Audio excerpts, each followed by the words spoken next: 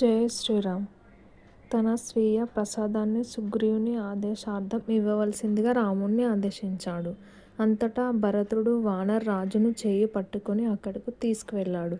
భరతుని అభ్యర్థన మేరకు జాంబవంతుడు, హనుమంతుడు, గవాయువుడు, భుషభుడు చిత్రస్రముద్రాల నుండి జలాలను తీసుకురాగా 500 మంది శక్తివంతులైన వానరులను 500 పవిత్ర నదుల నుండి జలాలను తీసుకువచ్చారు. అంతటా ఆ జలకాలన్నిటినీ వశిష్ఠుని ఎదుట ఉంచారు. తదుపరి ఆ మహర్షి విలువైన రత్న మాణిక్యాలతో సింహాసనంపై రాముణ్ణి, సీతను ఆసీనులను గావించాడు.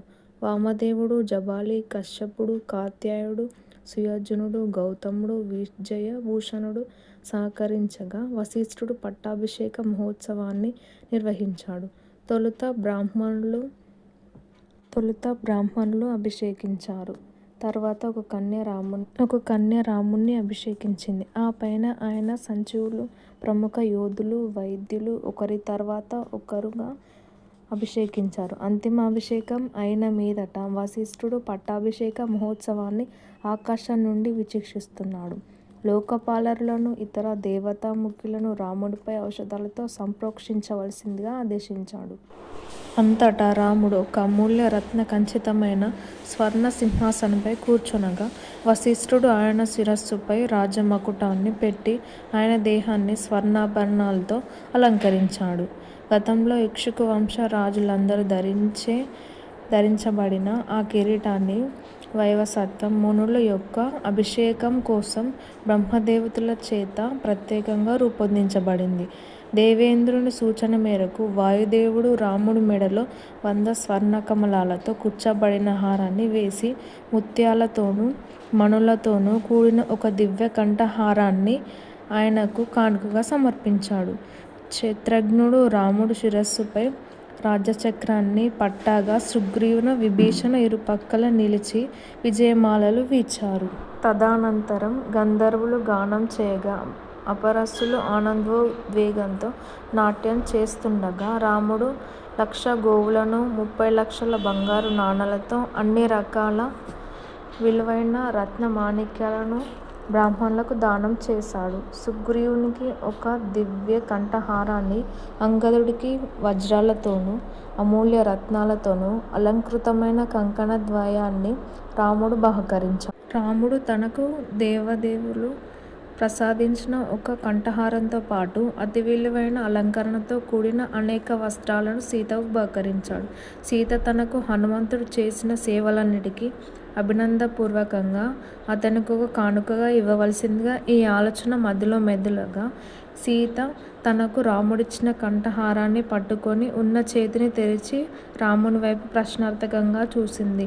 ఆమె మనోగతాన్ని అర్థం చేసుకున్న రాముడు ఈ కంఠహారాన్ని హనుమంతునికి కానుకగా ఇవ్వవలసిందిగా సీతను అభ్యర్థించాడు. దానితో ఆమె సంతోషంతో దానిని హనుమంతుని మెడలో వేసింది.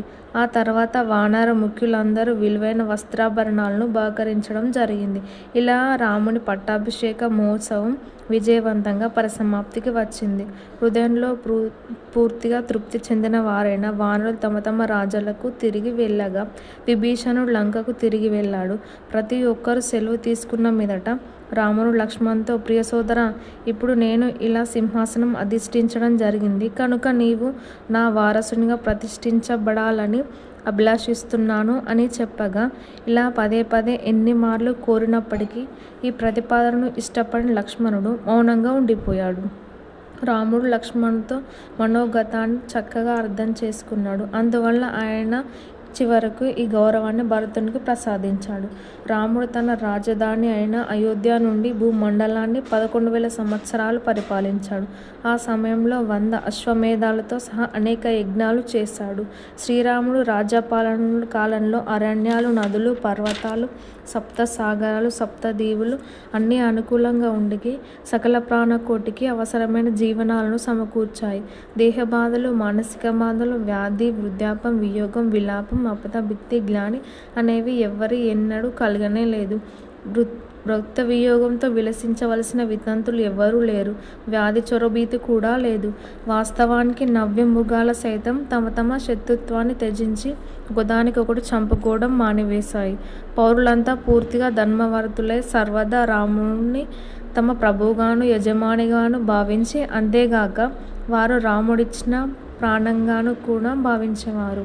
ప్రతి ఒక్కరూ వేలాది సంవత్సరాలు జీవించి వేలాది పుత్రులను కన్నారు.